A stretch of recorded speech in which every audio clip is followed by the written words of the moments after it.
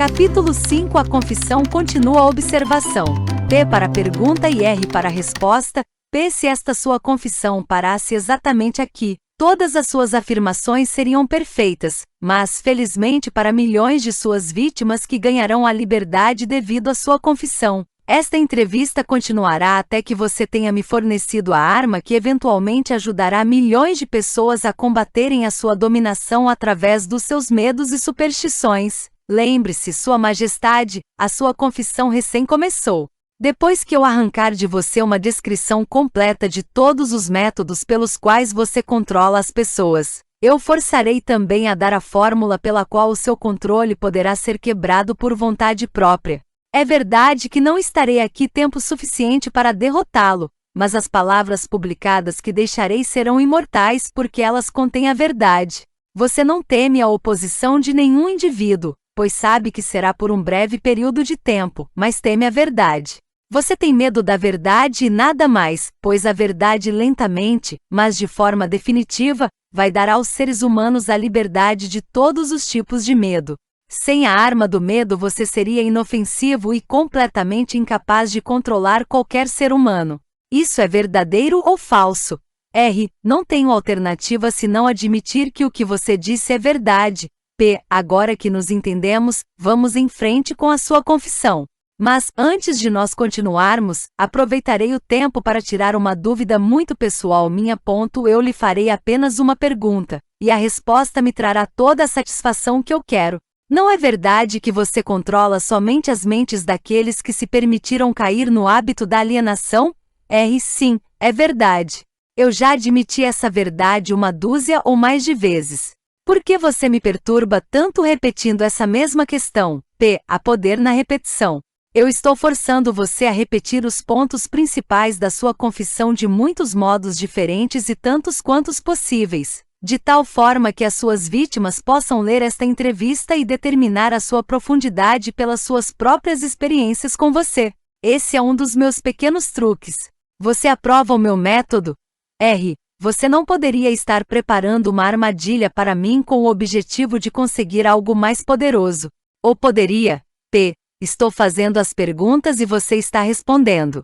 Vá em frente agora e confesse porque você não tem poderes suficientes para me parar de fazê-lo confessar. Quero a sua confissão para ajudar e confortar todas as suas vítimas, as quais eu intenciono libertar do seu controle no exato momento em que elas lerem a sua confissão. R. Estou sem poderes para influenciar ou controlar você, simplesmente porque você encontrou o principal segredo para o meu reino.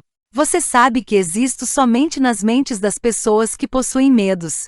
Você sabe que controlo somente os alienados, que se negam a usar as suas próprias mentes. Você sabe que o meu inferno é aqui mesmo na Terra, e não no mundo que vem após a morte. E você também sabe que os alienados fornecem todo o fogo que eu uso no meu inferno. Você sabe que sou um princípio ou forma de energia que expressa o lado negativo da matéria, ou da energia, e que não sou uma pessoa com um garfo e um rabo pontudo. Você tornou-se o meu mestre porque superou todos os seus medos. Por último, você sabe que pode liberar todas as vítimas humanas que contatar, e esse conhecimento definido é que fará o maior estrago na minha estratégia de dominação. Não consigo controlá-lo porque você descobriu a sua própria mente e assumiu o controle dela. Até aí, senhor humano, esta confissão deverá alimentar a sua vaidade. Até um ponto crítico. P. Este último dardo foi desnecessário. O tipo de conhecimento que utilizei para superar você não se autocontamina com a indulgência vulgar da vaidade. A verdade, sim, esta é a única coisa no mundo que consegue manter-se acima de qualquer coisa. Agora vamos continuar com a sua confissão. O que há de errado com o princípio da bajulação? Você o usa ou não? R. Se eu uso. Obviamente. A bajulação é uma das minhas armas mais úteis. Com este instrumento mortal eu fisgo os peixes grandes e os pequenos. P. A sua admissão me interessa. Vá em frente agora e me conte como você fazendo uso da bajulação. R. Eu faço uso dela de tantas formas que é difícil saber por onde começar. Estou avisando, antes de eu responder em detalhes, que se você publicar as minhas respostas, você trará para si mesmo uma avalanche de ridicularidades na sua própria cabeça. P. Eu assumirei a responsabilidade. Prossiga. Bem, devo admitir aqui que você encontrou o maior segredo de como converto as pessoas para o hábito da alienação. P. Essa é uma admissão considerável. Vá em frente com a sua confissão e não desvie do assunto da bajulação. Sem mais conversas colaterais e sem mais enrolações neste momento, me conte tudo sobre como você usa a bajulação para ganhar o controle sobre as pessoas. A bajulação é uma isca de valor incomparável a todos aqueles que desejam ganhar o controle sobre as outras pessoas. Ela carrega em si qualidades atrativas para outras pessoas porque opera através de duas das mais comuns das fraquezas humanas, a vaidade e o egocentrismo. Há certa quantia de vaidade e egocentrismo em todas as pessoas.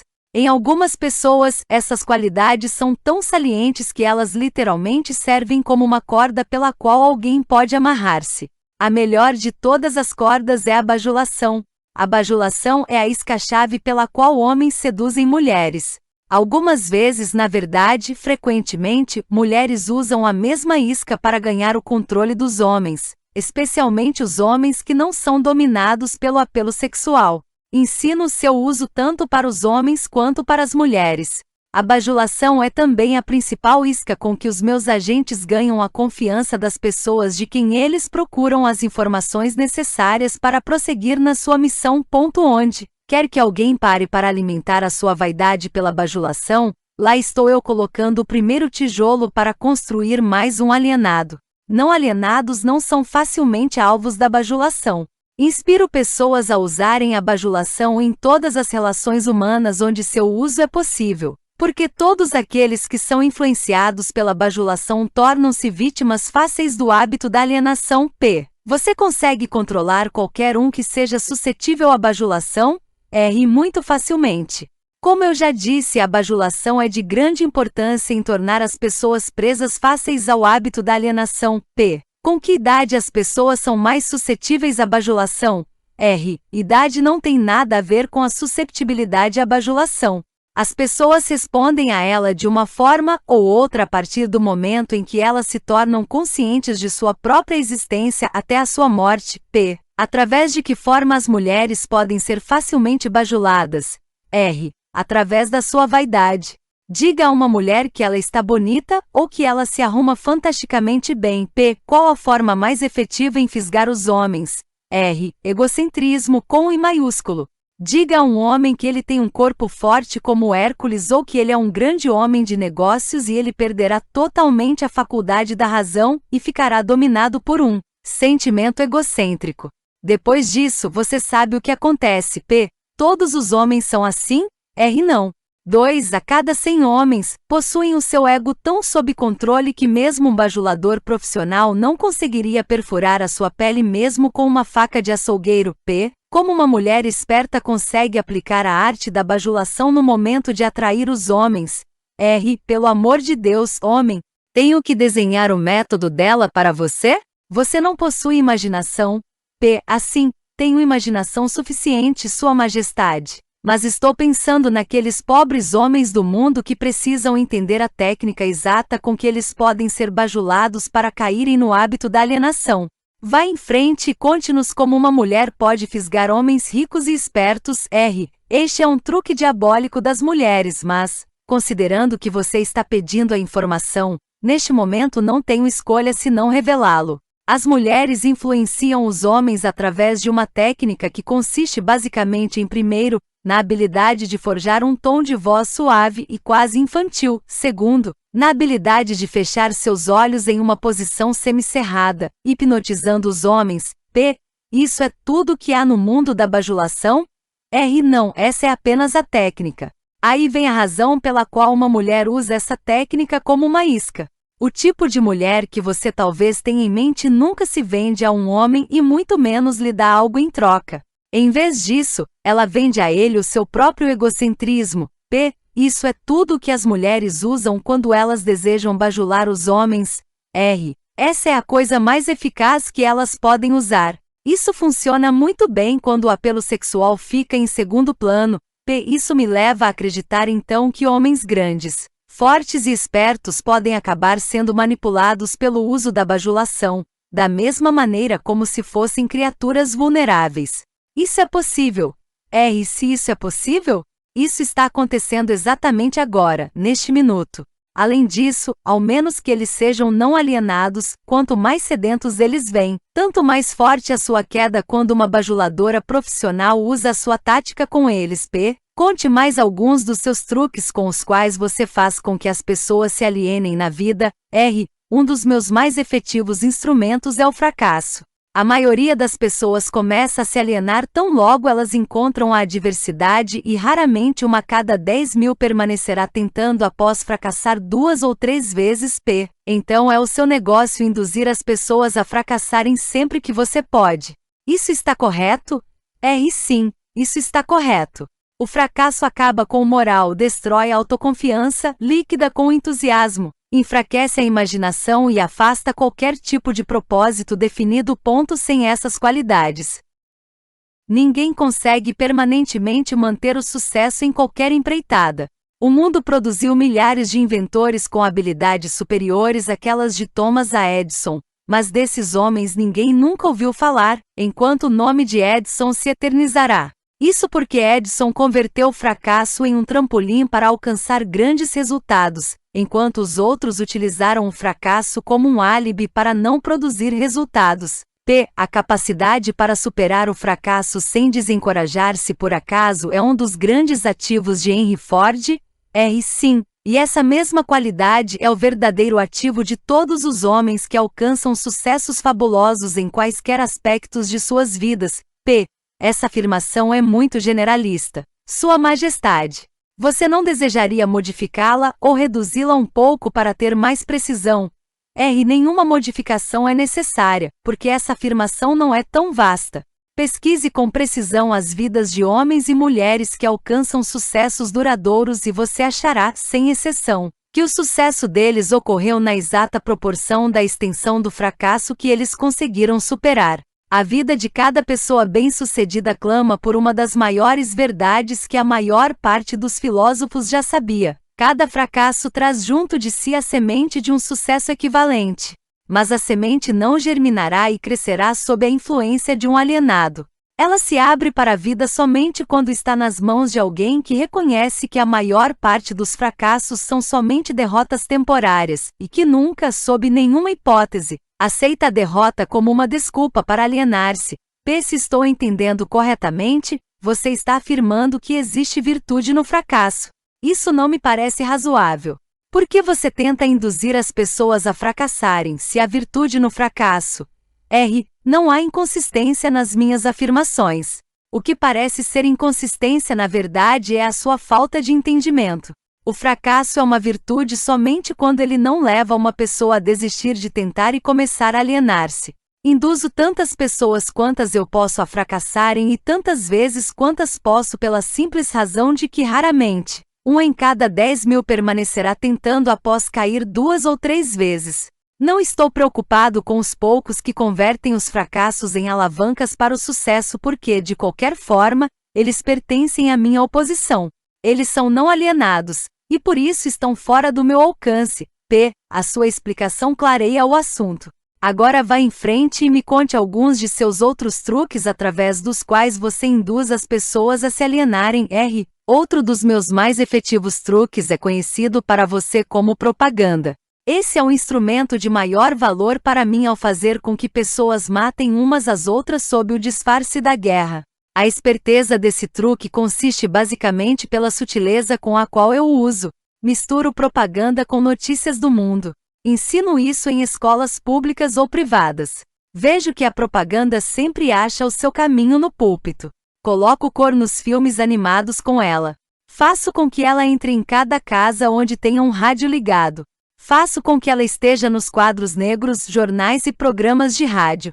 Eu a espalho em todos os lugares onde as pessoas trabalham e fazem negócios. Uso a propaganda para encher as salas dos tribunais das varas de família, principalmente quando se trata de divórcio. Também faço com que a propaganda sirva para destruir os negócios e a indústria.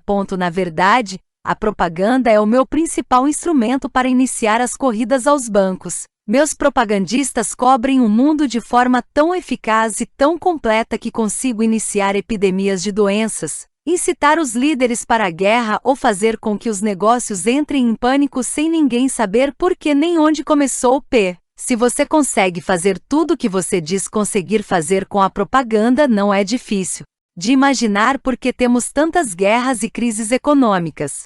Dê-me uma descrição simples do que você quer dizer com o termo propaganda. Apenas diga o que é e como ela trabalha. Desejo saber particularmente como você faz com que as pessoas se alienem através do uso desse instrumento diabólico. Propaganda é qualquer instrumento, plano ou método pelo qual as pessoas podem ser influenciadas sem saber que estão sendo influenciadas, ou até mesmo a fonte dessa influência. Propaganda é usada nos negócios com o principal objetivo de desencorajar a concorrência. Empregadores a usam para ganhar vantagens sobre seus empregados. Os empregados retalham usando a propaganda para ganhar vantagens sobre os seus empregadores. Na verdade, ela é usada tão universalmente e através de uma técnica tão bonita e delicada que mesmo quando é detectada ela parece inofensiva. P. Eu suponho que alguns de seus garotos neste exato momento estão engajados em preparar as mentes dos americanos para se alienarem para aceitar alguma forma de ditadura. Conte-me como eles trabalham. Sim. Milhões de meus garotos estão preparando os americanos para se tornarem hitlerizados. Meus melhores garotos estão trabalhando através da política e da organização dos trabalhadores. Nós temos a intenção de assumir o país por meio de eleições, em vez de armas. Os americanos são tão sensíveis que eles jamais aceitariam o choque de ver a sua forma de governo modificada com a ajuda de armas ou tanques de guerra. Então, os nossos garotos da propaganda estão servindo a eles uma dieta que eles engolirão, preparando uma luta entre empregadores e empregados e fazendo com que o governo se volte contra a indústria e o comércio. Quando a propaganda tiver feito o seu trabalho por completo, um dos meus garotos servirá como um ditador e os 9 velhos da sua Suprema Corte, com suas tolas noções da Constituição, partirão. Todos terão um emprego ou serão alimentados a partir dos cofres do governo. Quando as barrigas dos homens estão cheias, eles alienam-se livremente com aqueles que lhes dão o que comer. Homens famintos saem do controle. P. Me pergunto quem inventou o sábio truque que você chama de propaganda. Baseado no que você me contou sobre a sua fonte e a natureza da propaganda, entendo por que ela é tão letal. Somente alguém tão esperto quanto a Sua Majestade poderia ter inventado tal instrumento que ferisse a razão, destronasse a vontade própria e seduzisse homens para o hábito da alienação. Por que você não usa o poder da propaganda para ganhar controle das suas vítimas em vez de subjugá-las através do medo e aniquilá-las através da guerra? O que é o medo do diabo se não pela propaganda? Você não observou a minha técnica cuidadosamente, ou teria visto que sou o maior propagandista do mundo. Nunca alcanço um fim por meios diretos, se porventura posso alcançar esse mesmo fim através de modos sutis e evasivos. O que você supõe que eu esteja usando? Quando planto ideias negativas nas mentes dos homens e ganho o controle sobre eles através do que eles acreditam serem suas próprias ideias. Como você chamaria isso a não ser a mais sábia de todas as formas de propaganda? Por certo, você não vai me contar que destrói as pessoas com sua própria ajuda sem elas notarem o que você está fazendo? Isso é exatamente o que desejo que você entenda. Além disso, mostrarei a você exatamente como esse truque é realizado. Agora nós estamos chegando a algum lugar. Como exatamente você converte seres humanos em propagandistas e os seduz a se autoaprisionarem? Conte-me essa história com todos os detalhes sórdidos. Essa é a parte mais importante da sua confissão, e estou muito ansioso em ganhar o controle do seu segredo. Ao mesmo tempo, não posso culpá-lo por tentar me enrolar nessa resposta, porque ambos sabemos que ela fará com que milhões de vítimas inocentes do seu controle passem a pensar e consequentemente fiquem fora do seu alcance. Você também sabe que a sua resposta protegerá outros incontáveis milhões de seres humanos que ainda não nasceram. As suas deduções estão corretas. Essa parte da minha confissão me fará mais estragos do que todo o resto que eu farei. Para entender o seu problema de uma maneira melhor, podemos dizer que essa parte da sua confissão salvará milhões de pessoas do seu controle. Tudo o que eu posso dizer é que você me colocou numa situação infernal. Agora você deve saber como milhões de suas vítimas se sentem. Vamos em frente. R. Faço a minha primeira entrada na mente de um indivíduo subornando-o. P. O que você usa como um suborno? R. Uso muitas coisas, todas elas coisas prazerosas que os indivíduos cobiçam.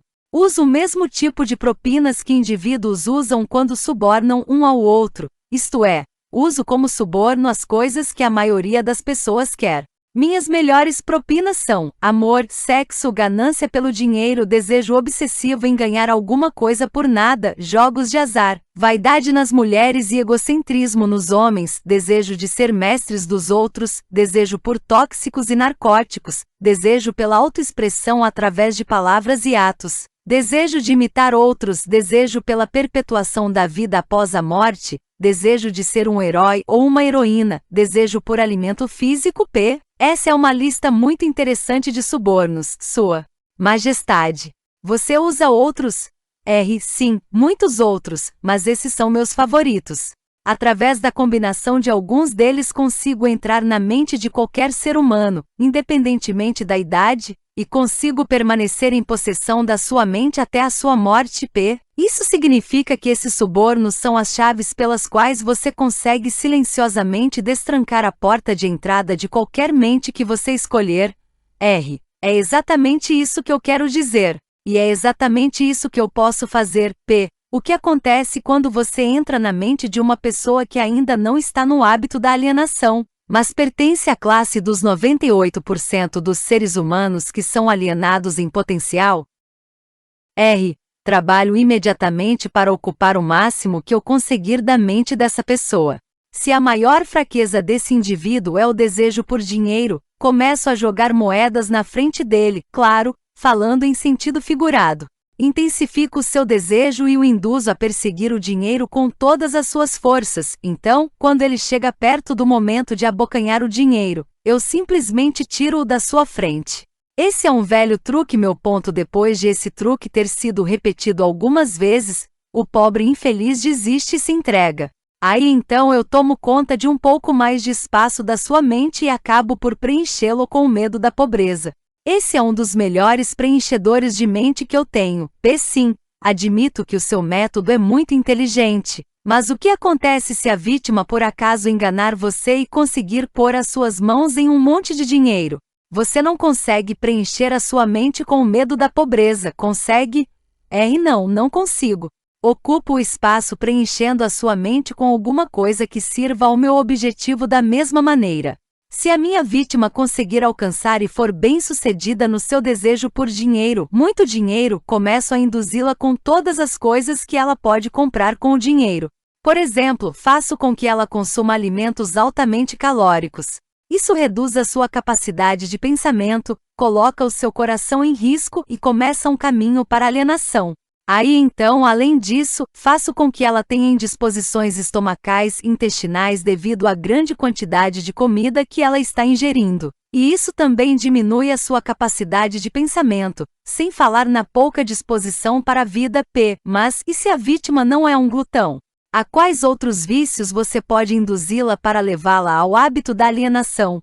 R. Se a vítima é um homem, posso geralmente fisgá-lo através do apetite por sexo. Autoindulgência em sexo faz mais homens caírem no hábito da alienação e fracassarem do que todas as outras causas combinadas. P. Quer dizer então que comida e sexo são duas de suas iscas mais certeiras, isso está correto? R. Sim, com esses dois atrativos posso tomar conta da maioria das minhas vítimas. Junto com essas está o desejo por dinheiro. P. Eu estou começando a pensar que a riqueza é mais perigosa do que a pobreza, se é que se pode acreditar na sua história. R. Bem, isso tudo depende de quem tem a riqueza e como ela foi adquirida. P. O que tem a ver a maneira com que o dinheiro foi adquirido com o fato de ele ser uma bênção ou uma maldição? R. Tudo. Se você não acredita em mim, dê uma olhada naqueles que adquirem grandes quantias de dinheiro de forma abrupta, sem tempo suficiente para ganhar sabedoria de como lidar com ele. Tendo feito isso, observe atentamente como eles usam o dinheiro. Por que você supõe que os filhos dos homens ricos raramente conseguem grandes realizações tal como seus pais? Eu lhe contarei por quê. É porque eles foram privados da autodisciplina que vem do fato de ter que se trabalhar pelo dinheiro. Dê também uma olhada no histórico de artistas do cinema ou atletas que num piscar de olhos acham-se rodeados de fortunas e de uma hora para outra são venerados como heróis pelo público. Observe o quão rapidamente eu consigo penetrar as suas mentes, principalmente através do sexo, dos jogos de azar, da comida e do álcool. Com esses vícios eu consigo pegar e controlar mesmo as maiores e melhores pessoas, tão logo elas colocam as suas mãos em grandes quantias de dinheiro. E o que você tem a dizer sobre aqueles que adquirem o dinheiro lenta e paulatinamente, prestando alguma forma de serviço útil? Eles também são facilmente pegos. Eu também consigo pegá-los, mas geralmente tenho que mudar a isca. Alguns deles querem uma coisa e outros querem outras coisas. Meu objetivo é mais bem alcançado, onde consigo fazê-los querer algo que eles desejam muito, mas embrulho esse pacote como se fosse algo que eles não quisessem. O que eu dou a eles é algo definitivo que os faz alienados. Você entende como eu trabalho? O seu trabalho é muito inteligente. Você atrai as pessoas através dos seus desejos naturais e aí então coloca o seu veneno mortal bem no âmago desses desejos, sempre que você pode. Agora você está começando a entender. Como você pode ver, de forma figurada, pode-se dizer que eu coloco o início e o fim contra o meio de tudo que você diz. Pude entender que você não consegue induzir o não alienado a ajudá-lo a ganhar o controle da sua mente com esses seus tipos de subornos. Isso está correto? Isso é exatamente correto. Posso e também me interesso em dar propinas a todos os não alienados, porque eu uso como suborno as coisas que todas as pessoas naturalmente desejam. A diferença é que o não alienado assemelha-se a um peixe que rouba a isca do anzol, mas recusa-se a ser fisgado.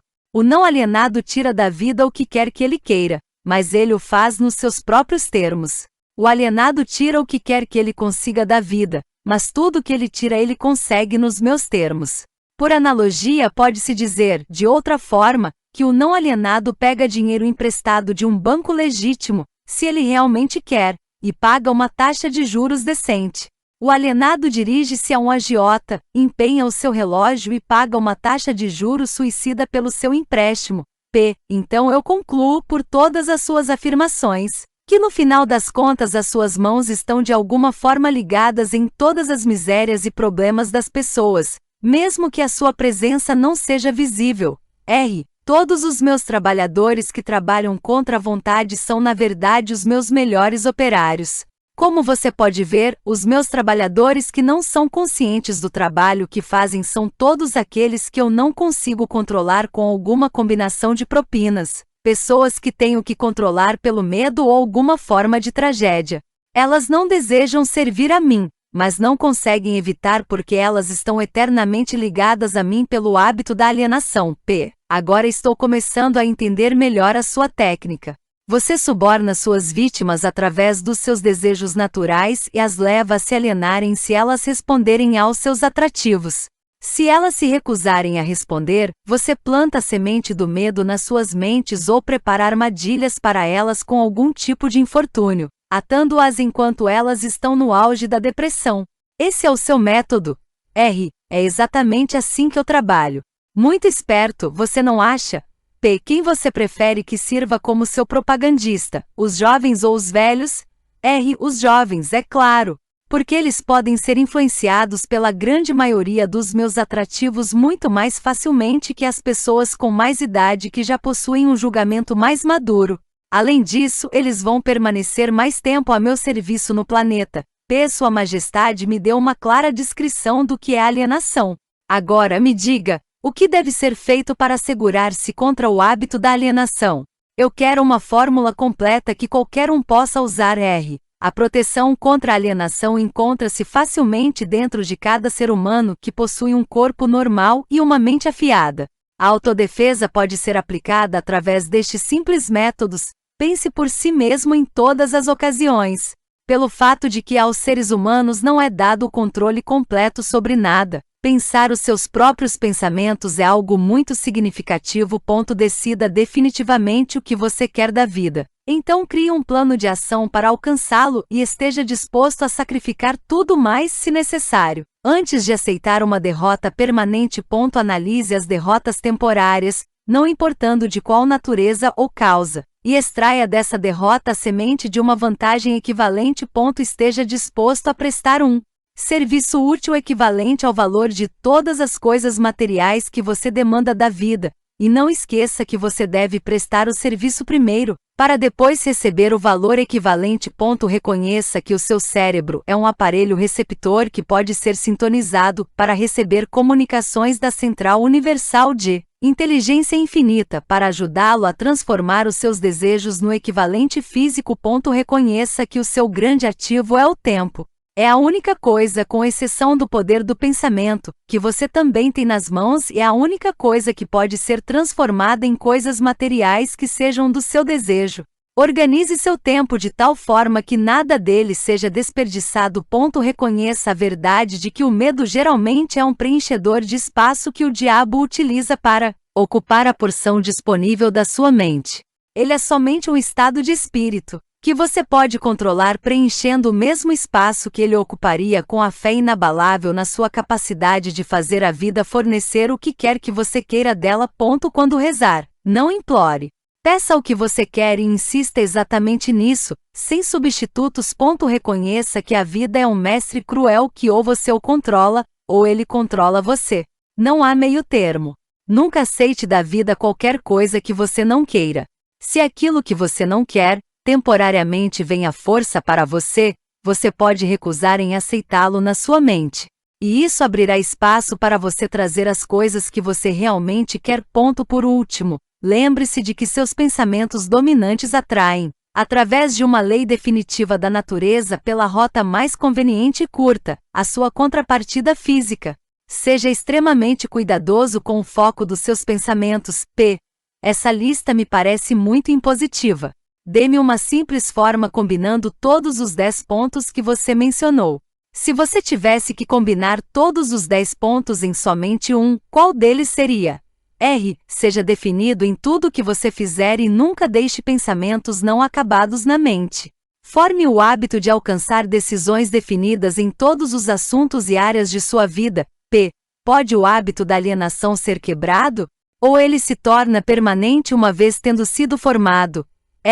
O hábito pode ser quebrado se a vítima tiver força de vontade suficiente, considerando-se que leva tempo para conseguir. Existe um ponto de ruptura em que o hábito nunca mais pode ser quebrado. Além desse ponto, a vítima torna-se minha. Ele se parece com uma mosca que foi pega numa teia de aranha. Ela pode lutar, mas não consegue desvencilhar-se. Cada movimento que ela faz a torna mais enredada. A teia na qual enredo as minhas vítimas permanentemente, na verdade, é uma lei da natureza que ainda não foi nem entendida, nem estudada pelos homens de ciência.